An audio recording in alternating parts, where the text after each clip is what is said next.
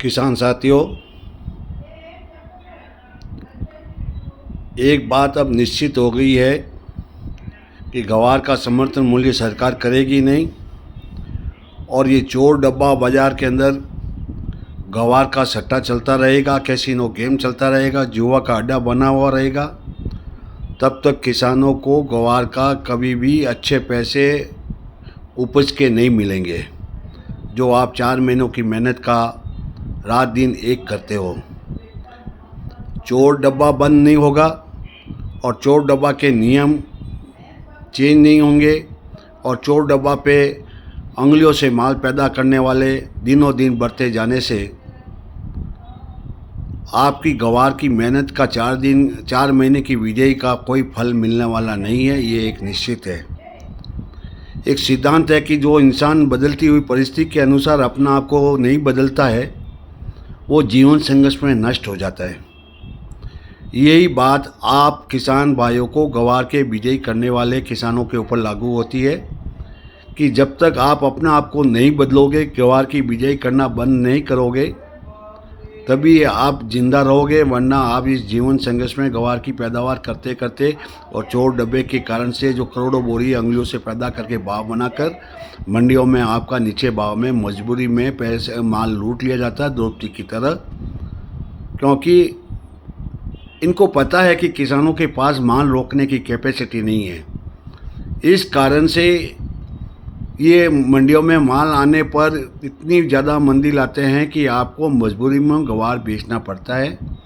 तो फिर क्या फ़ायदा है इस ग्वार की बिजाई करने से? अच्छा है इसके बदले के अंदर मूंग है, ज्वार है, बाजरा है, ऐसे लोग ऐसी चीज़ों की बिजाई करें जिसके ऊपर डब्बे के अंदर कोई ऐसा आइटम नहीं खुला हुआ है, जो कैसीनो और चोर बाज़ार का धंधा नहीं बना हुआ है।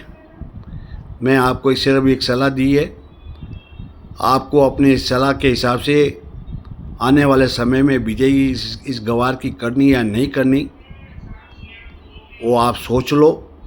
आपको इसके अच्छे पैसे नहीं मिलने हैं।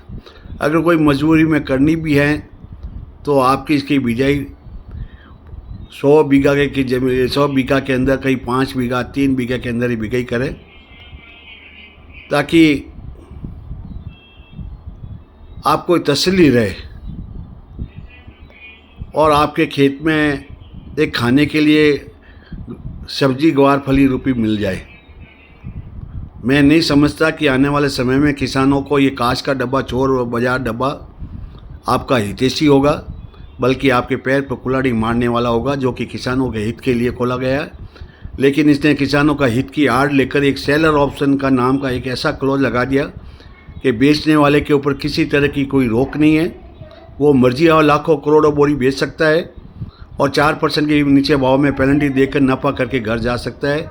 डिलीवरी कोई इसको देने का जो अधिकार है नहीं दे रखा है सेलर को, जबकि दूसरे व्यापार के अंदर नियम होता है कि चाहे भाव नीचा कितना भी हो जाओ, को बेचने वालों को डिलीवरी देनी कंपलसरी होती है।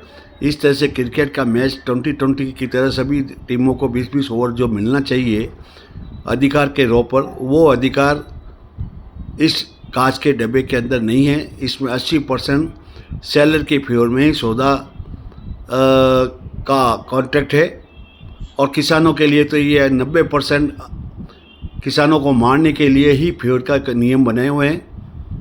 आज देख लो, किसान दिनों दिन मर जा रहे हैं और भी मरेंगे जब तक ये कांच का डब्बा को किसान संगठन लोग इसको बंद नहीं कराएंगे।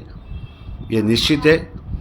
आने वाले समय में लोग ये सोच लेंगे कि जिस कांच के चोर के डब्बे में जो कोई भी आइटम है उसकी विजयी करना एक पाप है। अपने पैर पर कुल्हाड़ी मारनी है, अपने पेट पर लात मारनी है, अपने परिवार के पेट पर लात मारनी है। जय जवान, जय किसान।